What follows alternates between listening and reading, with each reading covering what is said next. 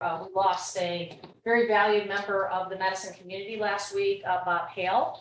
Bob Hale was a champion for education and served on the Board of Education for many years, as well as sitting as the Board of Education's chair.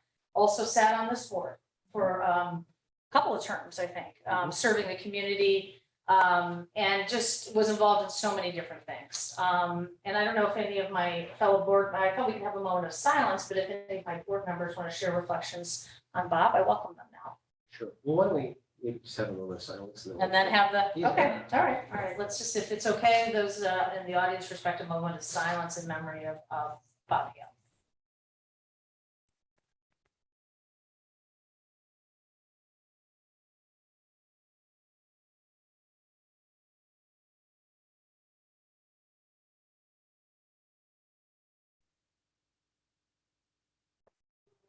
Continue on, I'm sure there's some, we can do it during. Yeah, so comments, just you know, Bob's record of public service is one that, you know, I certainly would aspire to and will never reach.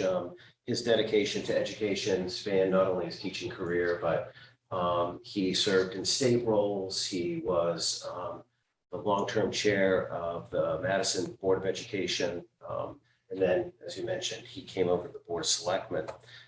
Just on a personal note, when I entered in, he was very quick to reach out when I was on the Board of Education and offer up advice and just explain how the Board of Education worked, what the role of the board members was, and little life hacks, right, to be productive and successful. And the same thing happened when I came on the Board of Selectmen.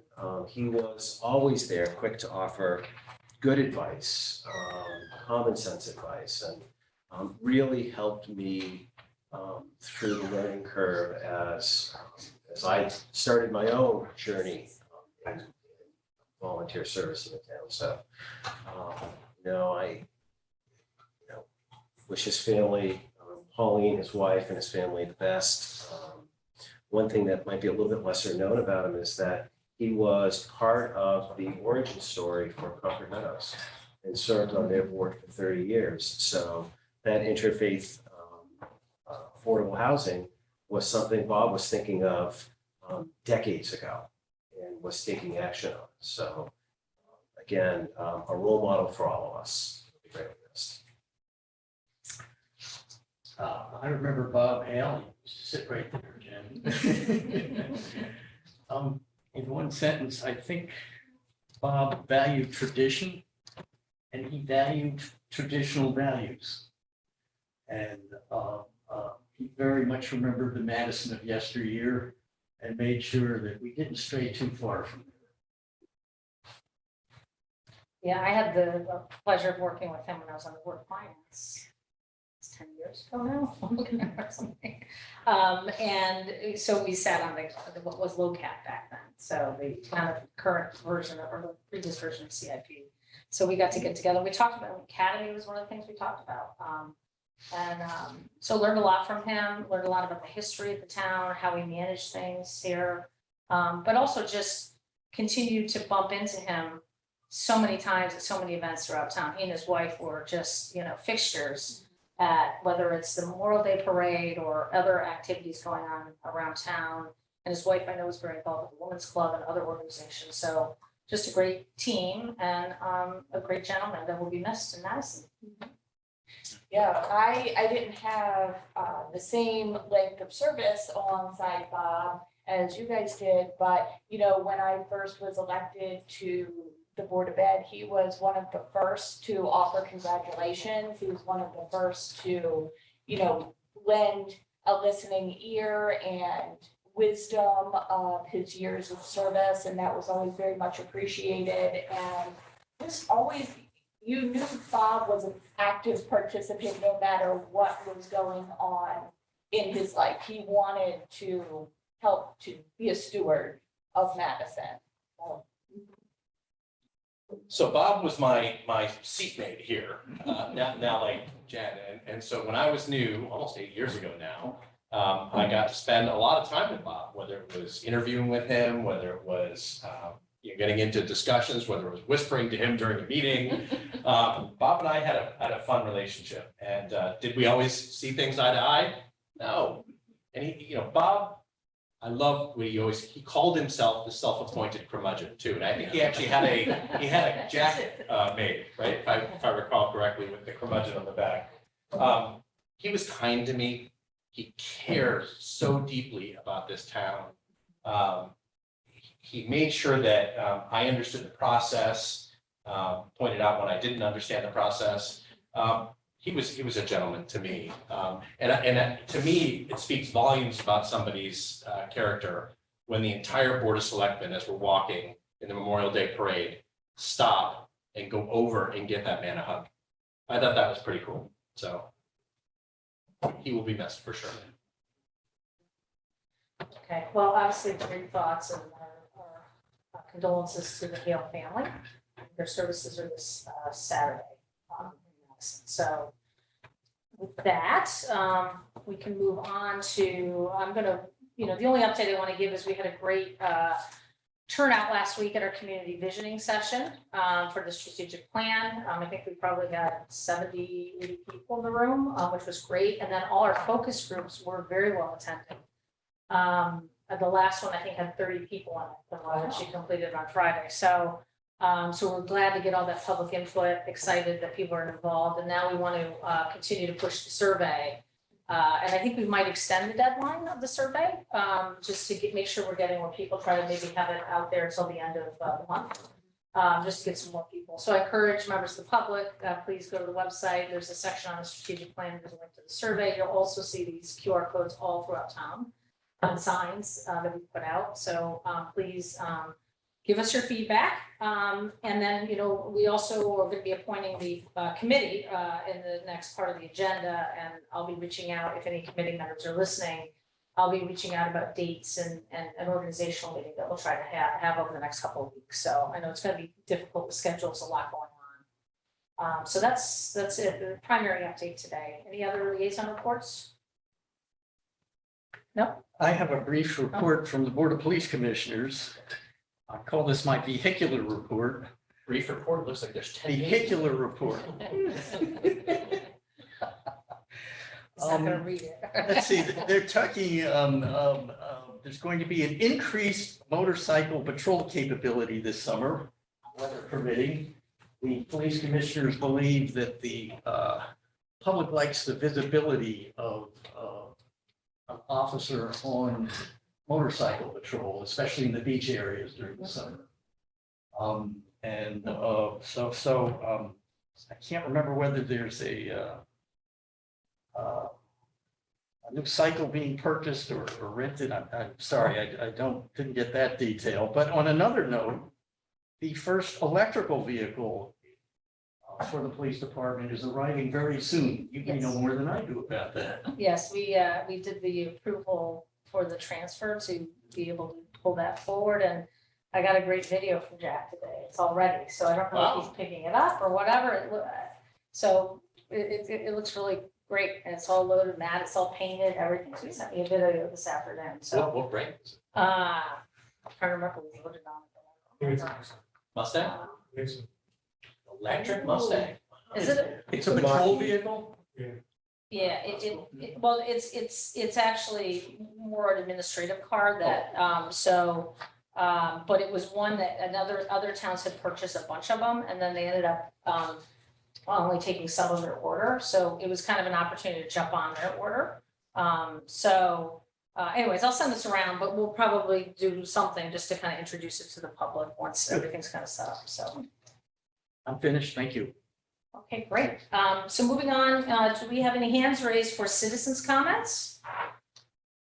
Anybody out there that would like, please raise your hand online. We only have, nope, okay. No hands are raised. No hands are raised? Okay. Nope.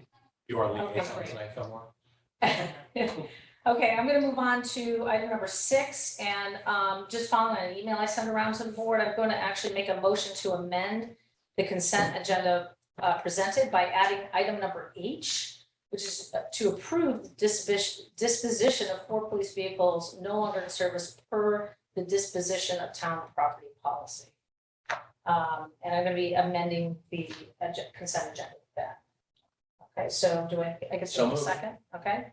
All right, any discussion, all in favor, say aye. All right, and with that, Well, then, actually, discussion, real quick, sorry, I know we voted, but. not on the consent agenda, though. That was just to amend it. Now I'm gonna do the whole. Now I'd like to make a motion to approve the amended consent agenda. So, Second. Okay, all in favor, say aye. Oh, no, discussion. discussion. Well, Discussion. I just wanted to, there's two people that are Yeah. resigning, Ginny Raff and Cindy Berkheimer, who've given a lot to this town and some wonderful service, so I wanted to make sure that we thank them publicly, so. Yes, yeah, thank you. Especially I know Ginny for a long time in Oh, City okay. Board of Finance, so we're sorry that you can no longer serve. With that, all in favor, say aye. Okay, great. Consent agenda I love the passes. consent agenda. All right. Item number 7 is discussion of funding requirements for the new elementary school building. And basically for items 7 and 8, I have a PowerPoint presentation I tried to pull together. The board received a memo on each of these projects. And then I'd like to invite up members of the new school building committee as well as Colliers. I think they should be on here. And then we also have our bond counsel here to talk about the special appropriation that's in front of us. So, and maybe I would include Matt Ritter in discussion in case people have some questions about the transfer. So we'll invite up Matt Ritter, who's our bond counsel with Shipman Goodman. And I'm thinking, I'm just gonna share my screen and kind of kick this off, and then you guys can chime in. Is that okay? With my slides? Share my. Perfect.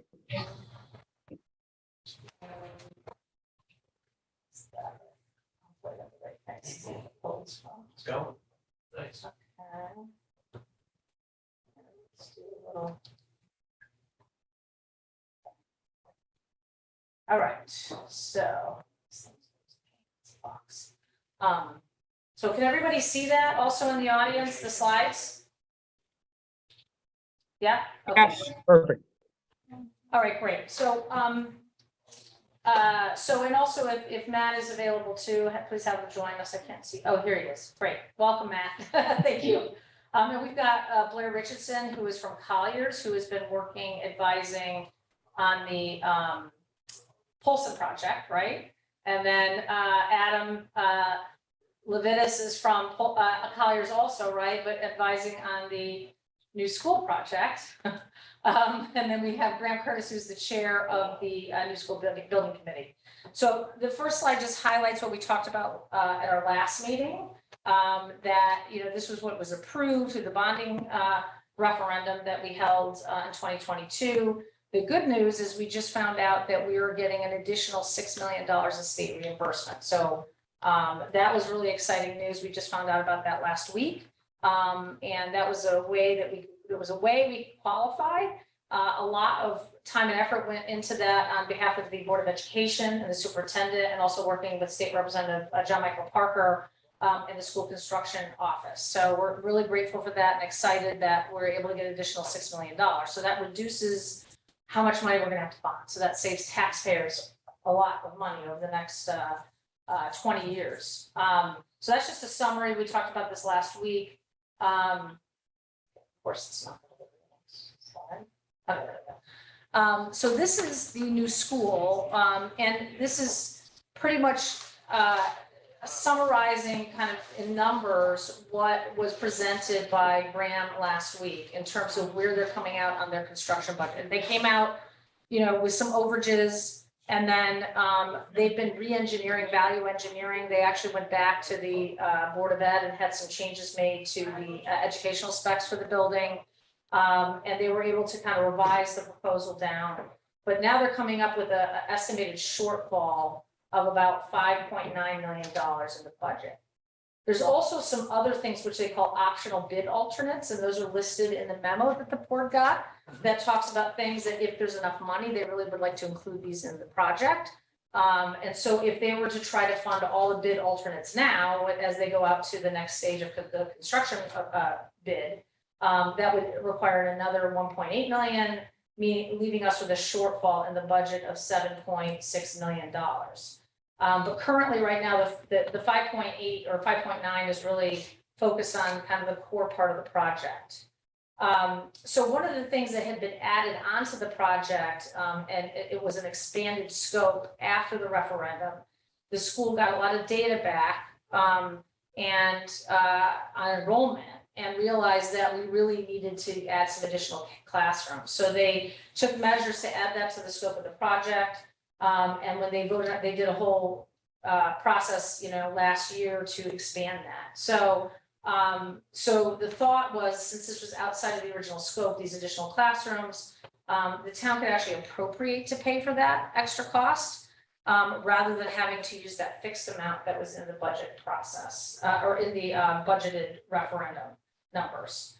And then, so that helps us out. It gives us an extra 2.4 million, but it still leaves a gap of 3.5 million. And in consulting with our bond counsel, the way the resolutions were written, it was really an authorization where we could move money between the different projects. So there was an overall resolution that, we could shift dollars back and forth depending on overages and underages between the different projects.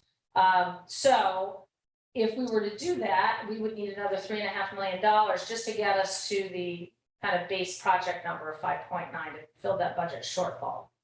And then, if we wanted to transfer additional funds, to cover the bid alternates, that could be something we could explore. So obviously, you got to get the money from somewhere, right? So where is it coming from? So the idea was to look at the Polson budget to see if there was some buffer in there or extra funding. Polson was was not a very detailed project budget. It was kind of, there's some big objectives to be done with there. So there hadn't been as detailed a level of work as the new school project had. And so we had Colliers go back and look at Polson and come up, and you have a memo from them about the cost of Polson, because Polson had two components to it. It had modernizing the HVAC system in the building so that you have air conditioning throughout the whole building. And then also renovating the auditorium. And so those are two key things that need to get done as part of this project. So the initial estimates that came back from Colliers, said that we actually have adequate funds. The budget is, roughly $20 million for Polson, and we have adequate funds to cover the cost of both the auditorium, which they're now estimating at about 2.8 million, and then the HVAC modernization estimate at 13 million. So that gives us a surplus of 5 million, and that's the big green number there. So then if you were to then move some of that over into the new school project, the 3484, which is what we have on this page, you can see this number here, which is what would be required to be transferred. If we transferred that out of Polson and into the new school, we would still have a buffer in that of about $1.5 million. Now, one of the things that, so we could then take that surplus and we could look at how would we want to use that. One of the things is for the school bid alternatives, which is the $1,757,000. The other option would be possibly we could try to install a geothermal system, which is where we're aspiring, I know, in a lot of our buildings in town, to get off the grid, or not off the grid, but at least be carbon free, footprint free, or reduce our carbon footprint. So geothermal is going to be in the new school. So this would be like a retrofit and installing a new system in Polson. That estimate came out to about $5 million more than what the conventional. So that number up here, the 13.806 number, would now become 18,086. So unfortunately, it doesn't really leave a lot of extra room for the other project, nor for anything else, pretty much. On the other hand, there's also going to be a possibility to offset that system with rebates and incentives, but that's going to be further down the road, and we can't really apply those to this project budget. So we would really be limited in what we can do. We would have to really look to do an appropriation outside of the project, because this was a new add-on. It was hey, let's try to, upgrade the system and do geothermal. And so, and then there's other things that might pop up that we might want to use the surplus for, but that, if we're comfortable keeping the new school on track, and getting them the funding they need so they can go out and bid, put out a full bid in the fall and finalize, kind of the major scope of their project, as you saw in the memo, they would need us to appropriate 2.4 million and then transfer about 3.5 million over to the project. So I don't know if there's any, I'm doing all the talking right now, but if Graham, if you would like to weigh in, or any of our consultants would want to weigh in, did I miss anything on those two key points? No, actually, you did a great job explaining a very complicated issue.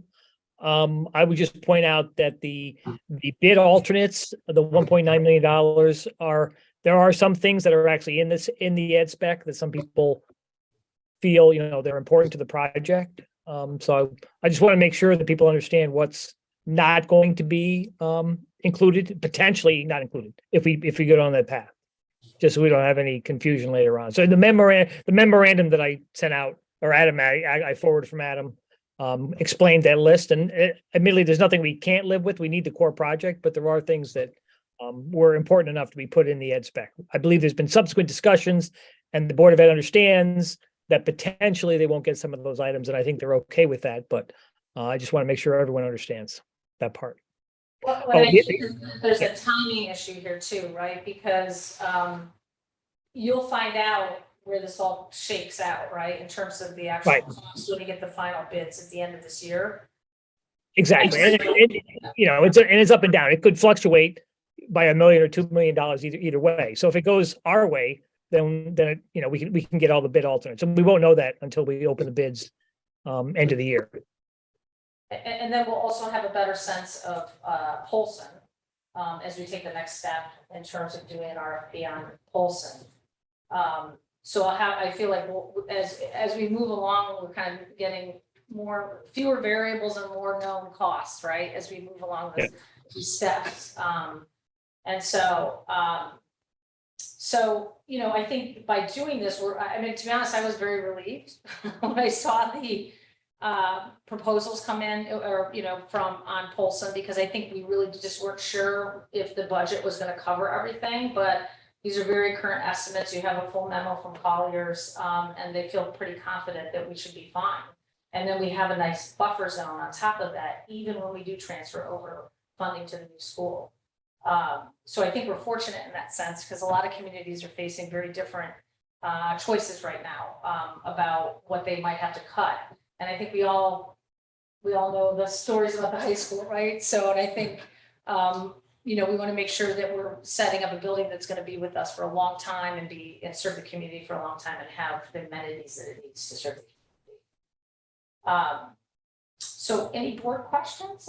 Actually, one other thing, Peggy, that I would like to mention, not to further complicate it, but we're designing the building with geothermal, and we anticipate getting, $3.5 to $4 million in tax credits through the IRA Act.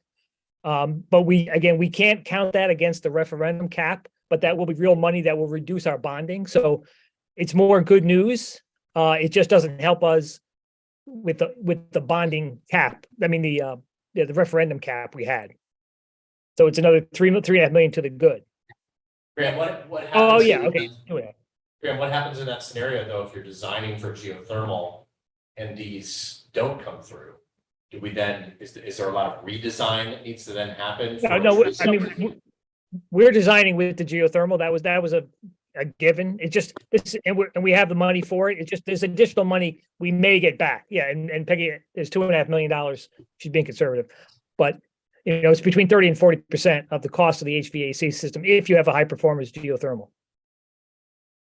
So it'll just be extra money we get back that'll reduce the bonding amount depending on when we get it. And I recognize there's a lot of uncertainty about some of the specifics of that program, but I believe the town's working, and we're working with experts to verify if there's anything we need to do to make sure we get it. And he's talking about the new school. Yeah. Yeah, the new school. No, Polson is, Graham's not involved in Polson. Got it. Polson is where he have to make a decision, and I put in here, a page about this, you know, a go or no go on geothermal for Polson.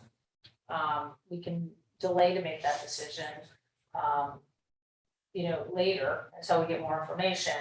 But I think right now, when I look at this, I just feel like there's not adequate funds to transfer in, you know, I just feel like we need that buffer right now in here. Because we don't have enough. It was never in scope. It was never in anyways. the scope, so we would then have to decide how we want to cover that additional cost, knowing we will get the rebates back, right? But there will require appropriation and then having to go through the process of getting the funding back, so.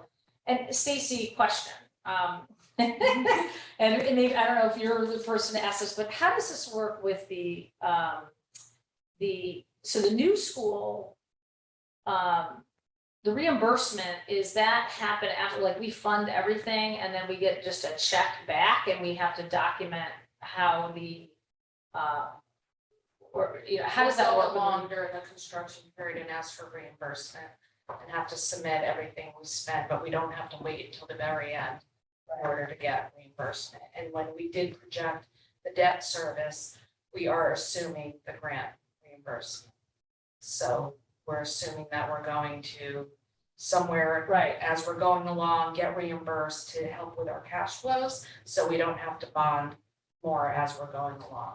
But in terms of what we don't know is how these utility rebates work and the timing of that, right? So from a cash flow, we would actually be covering it all with bonding, right? Getting And then, reimbursed. right, and then we would get reimbursed, so, which also is another reason why it gets more complicated at Polson if we're trying to do that. Because it's like a high, you know, it's like a high sticker price, but then Yeah. we get those rebates in the mail, right? When you Yeah, see that and with these rebates are appliances, so, new, we don't really know the yeah. process for it, it's brand new. For applying for them and for. And for applying for them and what the actual process is, yeah, so. So Stacy, if we knew that the rebates were gonna come back before the project was finished, would we be able to decide differently here?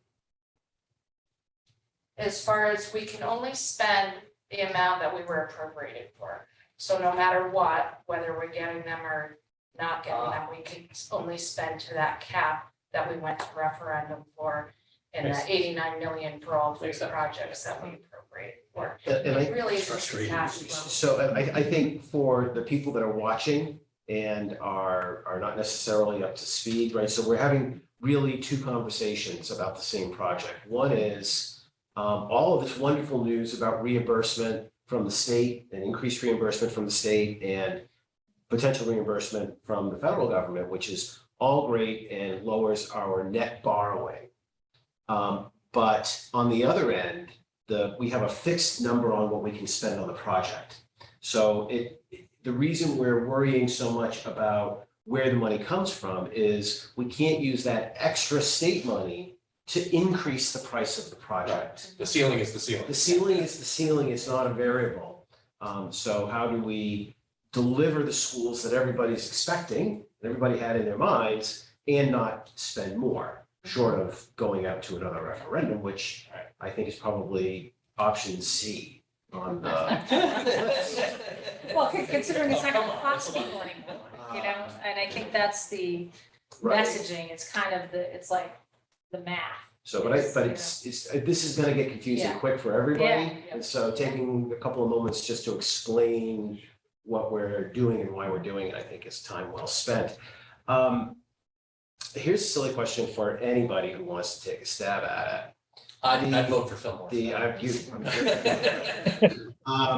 So the Polson project was approved at 21 million. It was a very soft description of what it is. The elementary school was approved at 61. 61. That's Okay, including all the bonding and financing Right, plus FF. right, the all in. Yeah, Happy coincidence, the Polsons come in by, the number we needed to come in under to make it work on the other side. If we were to agree that the HVAC system was not part of the scope of the Polson project, would we not then be able to do a special appropriation into that project out of excess funds for that amount, stay within the covenants of our bonding issue and pull that money, that offsetting amount back over into the elementary school. And get the geothermal, which I think if we aren't already talking about it as a must-have in our projects, we certainly have snuck up to that line in the past. Well, we've shown the efficacy. of it Well, too, and yeah. we all patted ourselves on the back for the wisdom in making sure that the library did it, and we were, It's paid off, staking yeah. the ground around Academy. Okay. Is this a way for us to finance this and really not have to be short? So I can take a first stab at it, that the original scope for the Polson did include HVAC, but it did not say Specify. geothermal. Right. So I think Because we didn't even know it was possible. we did, right, so I think the way we understand it is the original scope, yes, we need to do HVAC, it could be conventional. The cost for geothermal, that could be funded through another way, example, special appropriation. I think though, one thing, just in talking to, and Colliers can jump in now, or we can have, this is our later discussion, is the payback period on this actually would not be what you would normally expect, because there's no solar component to the project. We would need additional solar, they were saying, because you're making an all-electric heating system now, right? And that building's solar is already, called for with other, running other facilities. So the way these contracts work, and they can speak to this better, we would actually need additional solar capacity, I think, on site to get the payback that and I'm talking out of turn here because I'm not an expert in this area. So I know there'd be concerns about the payback period. And then the other problematic piece is that they're gonna have to rip up a ball field to put the wells in. And we do have in our CIP, we are ripping up the Polson baseball field, but it's now you're coordinating. So this would delay this a bit, and you'd have to coordinate it all with the rebuilding or turfing over of the baseball field. Well, and potentially all for a building that we don't know the useful life of at this point. I mean, that is one of our older buildings here in town. And so we're retrofitting an older building.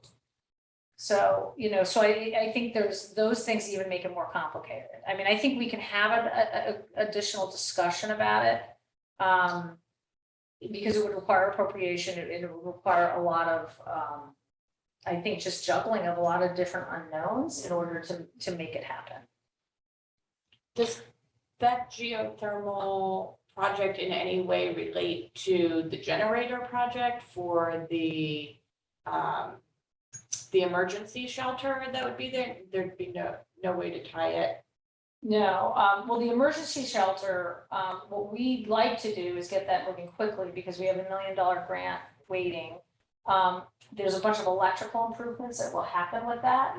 That will help us on the backside of doing the HVAC, because now we've upgraded some things that we had to do for the generator. So that would actually get us, we would prefer to get that moving. The other thing is we should probably pre-purchase the generator itself because there's such a long lead time. So there's a lot of timing things here, moving parts. Let me just real briefly, and please raise your hand and any of our guests here if you want to chime in and correct my horrible engineering discussion. And we can't see you, by the way, either, so. I'm I'm almost afraid. Yeah. Now we can see you. We can only see you when you say something. Oh, you know what, I can change that view probably. I can change the view. Anyway, no, I don't know how to do it on here. This is just contingency, and this is a thing that Grant had sent me, and I just kind of plopped it in here, but bottom line is there's contingencies built in here also. All those numbers you saw, there's about 5 million of contingency that we may end up being able to realize, that we're not going to dip into as much as we thought we might too. So there's some other buffers in this. And then this was the slide, it's more of like a decision matrix that I was not, it was not the best thing, but it was just trying to understand the timing because we need to get the Polson project moving soon in order to get the electrical work going. And that's gonna require some appropriation, because that was a grant, we got a grant, but we're gonna need the matching funds, and that's all been in the CIP. So we really wanna get that moving soon. And then I think over the summer, get our arms a little bit more around the HVAC situation there and whether or not we would wanna go with geothermal. Get some questions answered, work with our experts, you know, and then basically, if it's a go, we're gonna have to figure out how we're gonna pay for it, because we're gonna have to appropriate most likely for it. And if it's a no, if it's, you know, sticking with what was originally in the project, then great, you know, we know we're in good shape. And so then we would get that launched in the fall, for doing an RFP for design services. And then we also might tie that together with the auditorium, because all that kind of work it'd be good to have like one electrical contractor, all that stuff happening, because some of the HVAC work is gonna be happening in the auditorium space itself, so you want these running together. So we'd like to get a lot of that stuff moving. And then the new school is just basically the same timeline that we talked about at our last meeting. We'll be getting construction bids late fall, and then we'll know where we are in some of these bid alternates and like where we really are in the budget. And then obviously the school is gonna be charging ahead still. If we try to delay the school at all, we're not gonna make the summer 2025 opening, you know, for that fall 2025. So that's why I know Graham is very eager to keep it going, because if we miss that window, we're just gonna rack up more escalations, and we're gonna also rack up more operating costs for running Jeffrey and Ryerson and, you know, kind of limping along. With Bill's patching together where he can. Yeah, so, you know, it just means a whole nother year of more maintenance issues and then also just escalation costs. So, so I think the school getting their budget set, at least for now, knowing that there might be a possibility due to some of the alternates later, would help them keep on schedule. And then I think we take a deeper dive into the HVAC and see if we're really willing to roll, you know, to take that risk or appropriate to do the geothermal over the summer. So that's kind of my thoughts, and I don't know, Blair, you know, your thoughts on the timing for the HVAC. I kind of chatted with Bill quickly about this. Does this kind of make sense from a timing standpoint? Yeah, the one caveat to the geothermal, in addition to $5 million, it would push the Olson HVAC project out one full year. The well field would need to be in place prior to any other work taking place. So Yeah, another year. 5 million plus, you got to push the project schedule out one full year, as opposed to doing conventional systems, which you know, that would just run forward. The well field is really, and that could potentially happen concurrent with other work. The only risk there is that you would potentially impact school operations if they didn't get everything done over the summer. So it's a matter of taking bites. The most reasonable path forward would be geothermal would push the schedule out one full year. You'd have the cost of $5 million for the well field. And discussing geothermal as an option, it's like saying you're appropriating money to buy a vehicle. And is it a pickup truck or is it a sedan? Geothermal is just one of those options. So having an HVAC system that uses geothermal, that's an HVAC system, including geothermal. It's not like they're connected, they're one and the same. So the geothermal is the HVAC system. That's just the design approach that you would take. So I don't want a misconception that geothermal is independent from the HVAC. It's really one and the same. Right, okay. Okay, well, any other board questions? Because I know the next item was to actually do the appropriation, because we need to move that forward. And then my thought was on the transfer, if the board wanted more time, we could just do that at our next meeting on the transfer. Peggy, I have a procedural question regarding these alternate scope items. Whose decision will it ultimately be as to whether or not to include these? Is that the building committee, the Board of Ed, the Board of Selectmen, Stacy? Who's going to make the decision? I think they I vote for control it. Stacy. Yeah. We flip a coin. No. It's for selectmen, isn't it? Well, I mean, I think it's really an issue of if they have the budget, if we transfer this money over and they have the budget, they're gonna make those decisions on the bid alternates, right? But if they need more money for the bid alternates, we would be the ones that then would have to provide them the funding, right? I thought some things already came out of the ed specs. Yeah, No, they- the items, Budget down, Yeah. yeah. if I can interject, if the items listed in the ed spec, we'd have to put them in unless went to the Board of Ed and got them to change the ed spec. So most likely we would go back, and you decide to use those first unless they wanted to change their mind. And there is potentially one item they might say, we don't need it now after further discussion. The radiant flooring, which is a couple $100,000. But those would be the first ones we decide. And after that, we go in order and we prioritize them. I mean, I think, and then some of the items on there, at least in my reading, are things that could be created for CIP. These were kind of like some of the site or sidewalks that they had wanted to add stuff that was not originally part of the project scope. And but I think this is a conversation we have in the fall. You've got enough to at least move forward. You've got an assured budget, and then there's going to have to be another discussion, I guess, in the fall. Okay. And Matt, you're looking like, is that not accurate, or am I doing something illegal? No, not at all. I was just going to say that the original resolution did authorize the building committee to, if established, to determine the particulars of the projects, right? So I think if you're talking about scope, it would fall under there. But to your point, if you were to come back and say, outside the scope of the project, outside what voters approved, we need additional funding, like the classrooms, for example, correct, the Board of Selectmen, the Board of Finance, and the voters would have to weigh in probably. But the voters weigh in as a town meeting, not as a referendum. Well, it depends, right? If it's an appropriation with no bonding, correct, and it's over $250,000, it would be a town meeting. If you needed to borrow more money, which sounds like is option Z, the voters would have to vote essentially. So I think that'll be a continued conversation, Graham. I mean, but at least you get the assurance that you've got a firm budget to move forward with your current designs, right?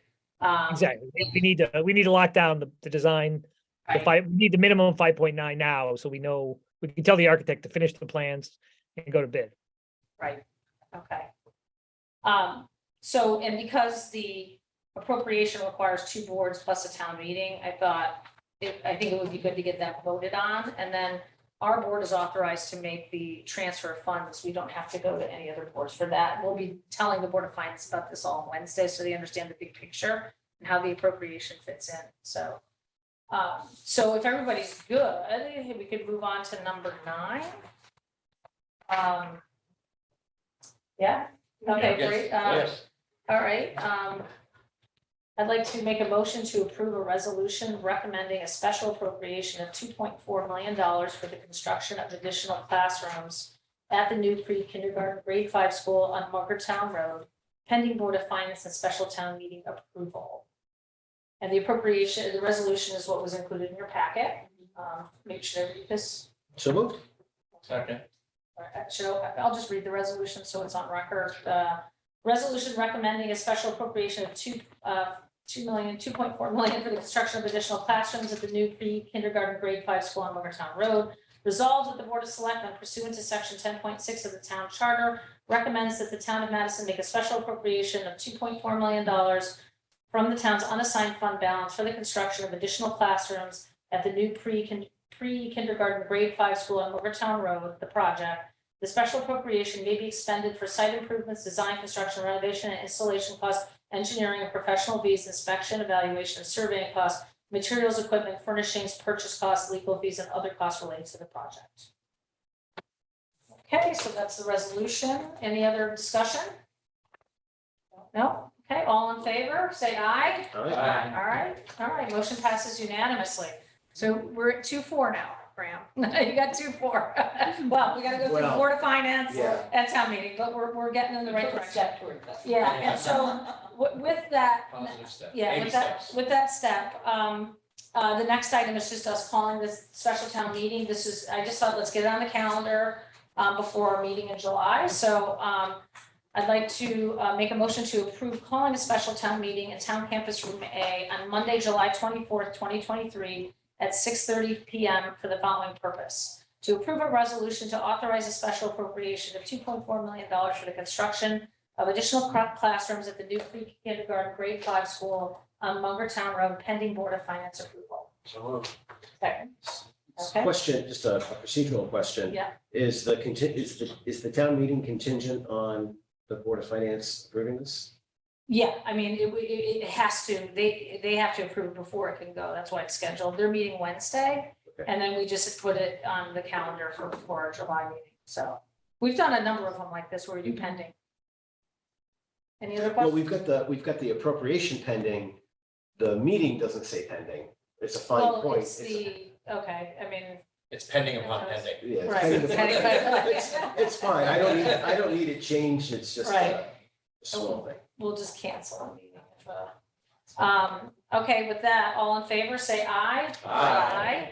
All right, great. All right, so, so with that, we will take up a Board of Finance on Wednesday. And then, at our next, I think it's July or June 22nd is our Board of Selectmen meeting. That's where we will come forward with a proposal to transfer funds from the Polson project. Okay, Excellent. great. Thank you so much, guys. I Thanks, appreciate everybody, it. for all your work. All right, thank you. So, progress. All right. Oh, everybody's feeling. You're not gonna hang for the marijuana ordinance? Okay. All right, oh, I didn't realize, Stefan, I saw you were on there. I'm sorry I didn't move you up. I didn't. I think it's okay though. I didn't get like text alerts from him, so, yeah. Okay, great. So moving on to the next item on the agenda. Item number 11 is discuss and take action to amend the ordinance on the prohibition of cannabis establishments in the town of Madison with corrected language per charter section 10.1.2. So Second. Okay, great. So this is basically, there was a little bit of a confusion, I think, when we made our approval of the ordinance. Some language had gotten changed by accident in the kind of what is covered.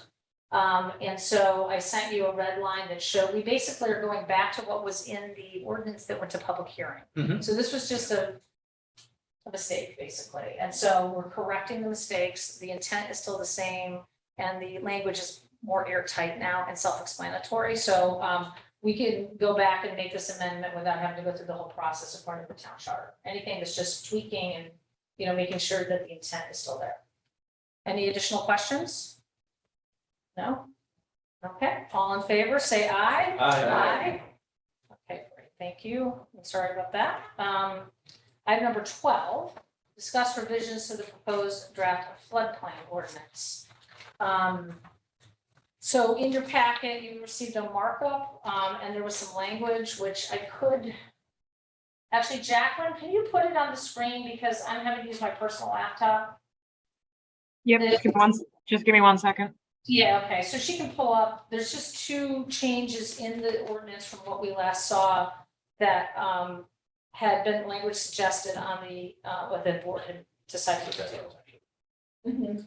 So, the other red line's the blue line.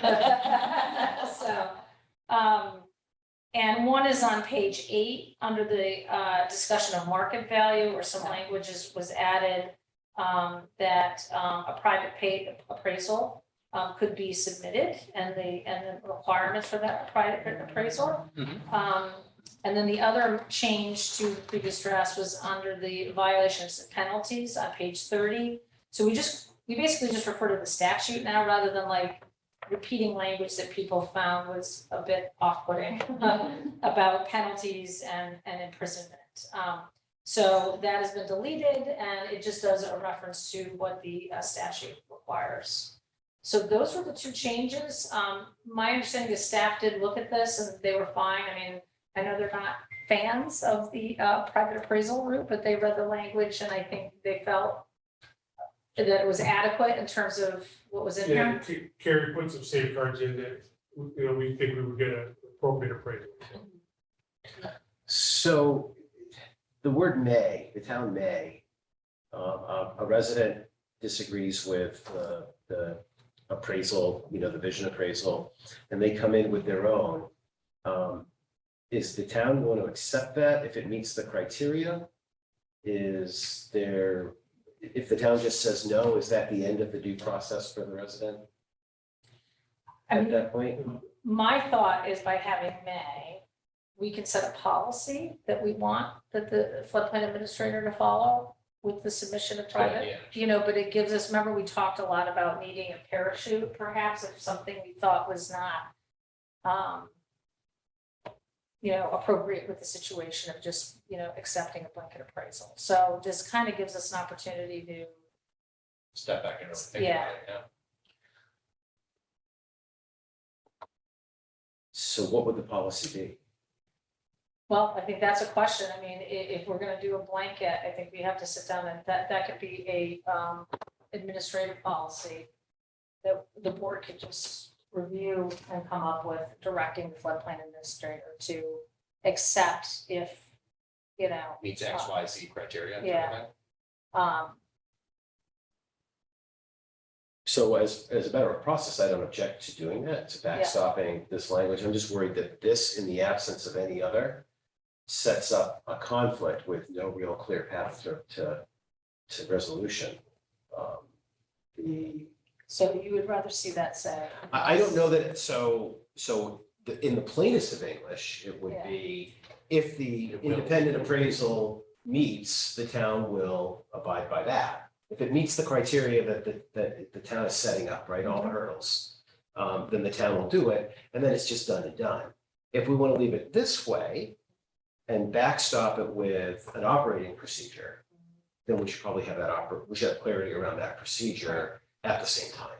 I do agree with that, because with this verbiage that's in here now, you could essentially have somebody get that private appraisal, pay for it, and bring it in to the office, and they say, no, No, because. because we don't wanna Or just no. consider it, because we don't have that operating procedure in place. Right. Now, I don't think our staff is wired that way. I don't think, No, as long as it meets what's outlined in the ordinance, I don't think that the staff are gonna say, no, we're not accepting this. right, so, yeah, we're not talking about the qualities of the people we've got in the Right. building. What it is just the uncertainty from the taxpayer perspective. Right. If I do this, what's gonna happen? Right, I don't know. Right, They and could- Carrie does like to talk about those bright line, Right, Yeah. regulations, so just to make everything airtight and crystal well, we clear. can come back with a policy. I think I guess that I'm wearing my administrative hat though. What if you get one appraiser who just seems to always be like coming back all the time, and like every property owner in a neighborhood is using the same appraiser? well, first So it thing would be gives to us a- complain to the state. Yeah. Right? The licensing agency say, you've got a rogue Yeah, guy. because if Yeah. they meet all of these credentials, if they have all the proper certifications and whatnot, and then they're doing things inappropriately, then that's really more of a state level. But the reality is that Certification problem. appraisals are judgment based, Mhm. right? So I'm just saying it gives us an ability without having to change the ordinance to alter a policy. Again, I'm Yeah. not, so as a way of managing it, I Yeah. think that's fine. It's just that if we are gonna go that route, this Right. is job half done, Correct, So- correct. job full done. So we could come forward with a written policy that the board could vote on with this, right? And then, I think that would be fine. Yeah, And then we'll just refer to that. This would be a policy that directing the floodplain administrator how to handle outside appraisals, right? With an extra word. Yeah. So, I think I'm comfortable, as long as the intent is of the board to Right. move forward with some operating procedure. well, I'd be okay. and also keep in mind, they've never done this before. The town has done the assessor's valuation Right. for 50 years. So it's a new concept. We don't know how this is gonna fly. There may be other things that we want to weave into an operating procedure too, Yeah. once we learn a little bit more Right, also. exactly, rather than have to go back and keep amending the, so I'll come back, we'll come back with a draft of what they feel comfortable would be a good. And then the board would have Yeah, to get vote their on that, recommendation. That's good. policy, Yeah. so, yeah, so we could do that, I mean, ideally. It would be great to be like, okay, we're good, at the next meeting, vote on the, this and on the policy. Or, you know, work on the policy. Since we're doing that, Yeah, would it be worthwhile to tag on to the end of the sentence or other qualifications as the board sees fit to implement per policy? In other words, if there's, According to- other qualifications. right, outlined. so if we Giving can, us an out. Okay. right, Yeah. Other qualifications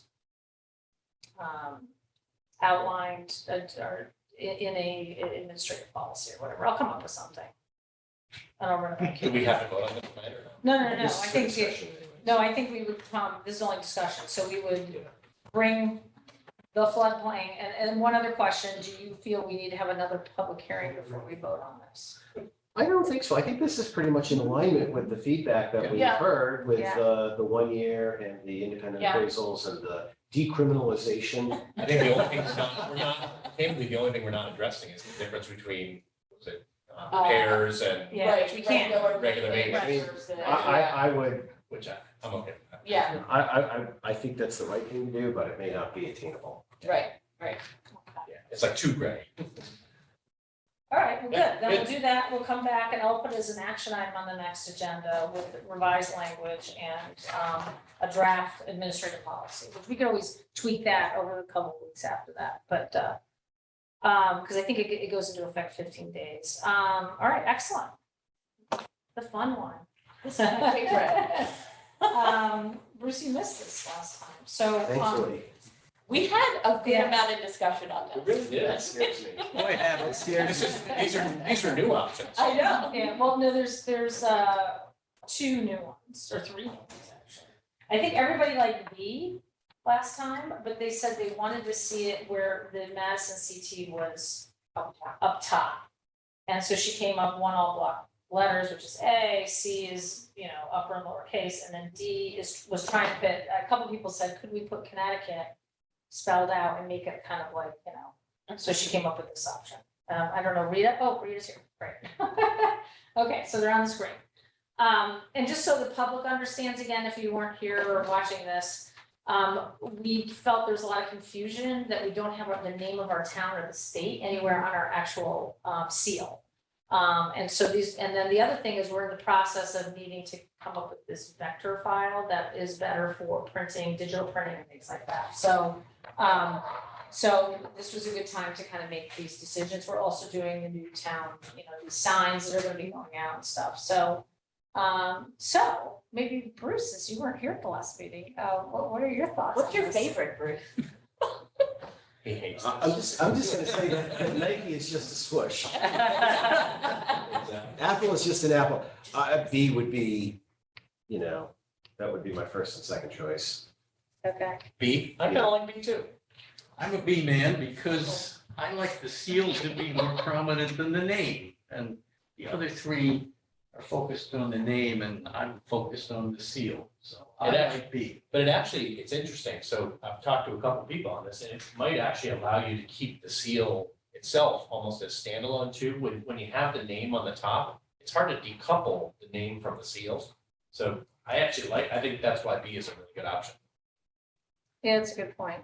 I think I'm a B or D person, but I think you raise a good point about you know, because a lot of people you'll see all throughout town, people will put Madison above it anyways, like when they're doing their logos and stuff like that. So it kind of leaves that option available to help people. I don't know, I'm hearing 3 Bs here. Let's- Last go around, I know. I liked B, but then when I saw D, That's too fancy. Too fancy. I like the balance and of the proportion with it. It's just visually appealing. So Rita, I know that was one I kind of forced you to come up with, D, because of spelling out Connecticut. You had some concerns about that, I know. I find it to be a little tall. I don't think, I personally don't think it flows as well, but that's my own opinion.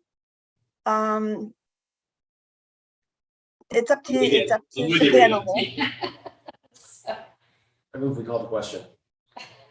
Let's just vote. All Let's be right, done. so somebody has to make I'll motion that we. Can I make one more observation before you do this? You talked about decoupling the rocker panel at the bottom from the seal itself, and I would recommend not doing that very often because this is like our branding and we want it to remain this consistent every time we use it. Fair point. So that's again, my own opinion. Yep. I'm gonna make a motion that we accept option B as our updated. Which letter is that? Is that B as in boy or D as in dog? B as in boy, as in boy, can't we be done with this Yeah, one? yes. No. You're gonna say. Somebody second it? I seconded it. Oh, Oh, yeah, we're in discussion, okay. All right, I mean, I, like I said, I was kind of back and forth between B and D, but, I'm happy to, capitulate. D. I did like Yeah. the last time we discussed it, so. Yeah, You okay with it? that was definitely clear when I was. Yeah, okay with it. I think when the others aren't on the town page, nobody's gonna know the difference. Yeah, we'll just use the shield anyway, and, you know. Our pins aren't changing. All right, so all in favor, say aye. Aye. Okay, wow. Lock it in. Is this one of these things that we're gonna start getting 1,000 emails about because they hate what's You never know. Okay, all right, great, we'll move on from that. But thank you, Rita, we're good, we got it. That was awesome, Rita, thank you. Yep. Good night. Item number 14 is discuss and take action to award a contract between the town of Madison and Pat Munger Construction for maintenance and on-call services to authorize the first selectman to sign all necessary contracts and documents. Second. Okay, so this is basically, we have to outsource a lot of small construction projects at town hall. And, you know, usually it's in crisis mode and it's Billy Collins, you know, the person who knows he's gonna show up, right? But I felt like we were exposing ourselves a little bit because we were kind of calling the same person over and over and over again. And I didn't know if we were getting the best price, you know? So I asked him to do an RFP and basically let's get somebody who's endorsed, who's on board, have to go through a bidding process. And he did that and he got several bids and lo and behold, the phone person he's been calling all the time came in with, I think it was the lowest bid.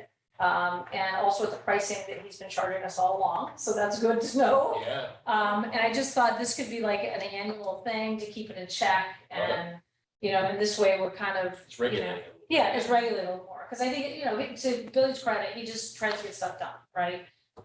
But now we would have like a contract that we would, be working with and a scale of, you know, hours and stuff, pricing. So I don't know if he's on. I don't know, is he on vacation or something? Because I know he was No, gonna. I talked to Bill today. That's supposed to be. Okay, he's not here, but I mean, any questions from board members on this? I think It's clearly just a one-year contract. It's, I think, I'm sorry to interrupt. I think Bill may be on under Zoom user. Can I just unmute him for a second? Yeah, Is that you, Bill? Yes, sorry. Oh, sorry. I thought that my name was on there. I thought I No. changed it. So, Okay. so I was here the whole time watching. It was great. so are we doing a 1-year contract that we just renew, that we would have the right to renew? We haven't actually done the contract yet. No, we would do a 1-year contract with purchase orders. This company does a lot of small work for us. Most of it's under the $5,000 requirement. Although occasionally we have gone over, you know, with emergencies or, you know, stuff that we needed right away. This company has a great depth, has a lot of different resources, and I look forward to continuing working with them. So they're a very good company. They've done work for us over the years in bid work too as well.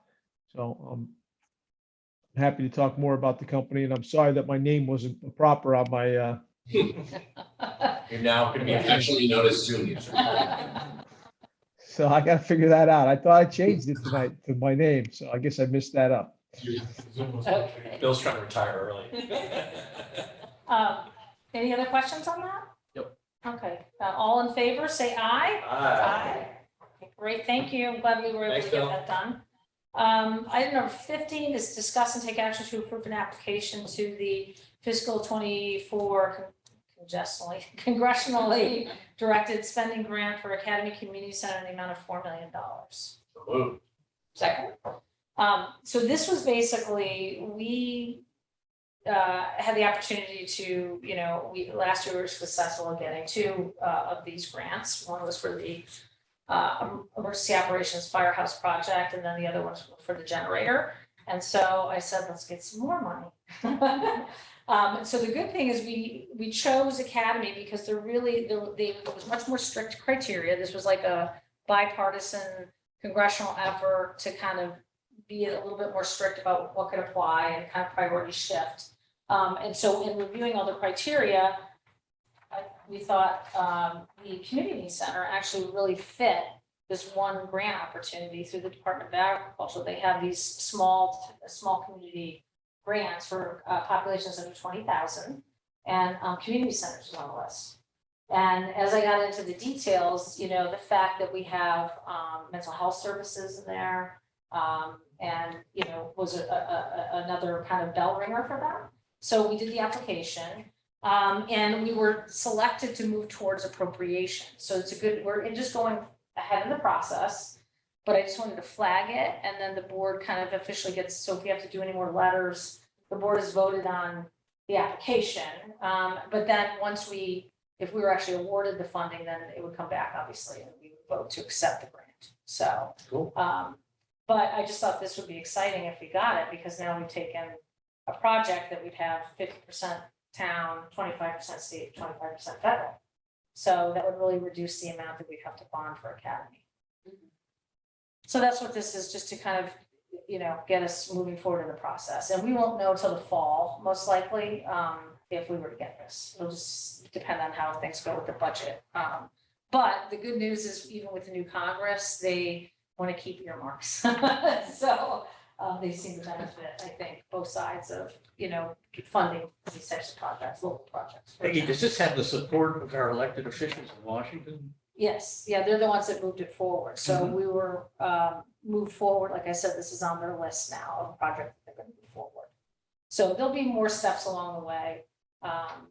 And last year we were kind of like, oh, well, I don't know. And all of a sudden I got the phone call, you're getting them. So that was great. So hopefully we'll get a nice surprise. Yeah. And especially because we're going to be hearing soon about, budget with Academy also. So once again, this doesn't add to the budget, nets from the budget, but it does save taxpayer dollars in terms of bonding. So any other questions on that? Great. Okay, all in favor, say aye. Aye. Great. All right. And final is citizens' comments. Any hands raised? None in the room, unless Sam really. None online. No, okay, great. Move to adjourn. All right, so moved. Yay. Meeting adjourned. All right, thank you guys. A lot of good work tonight.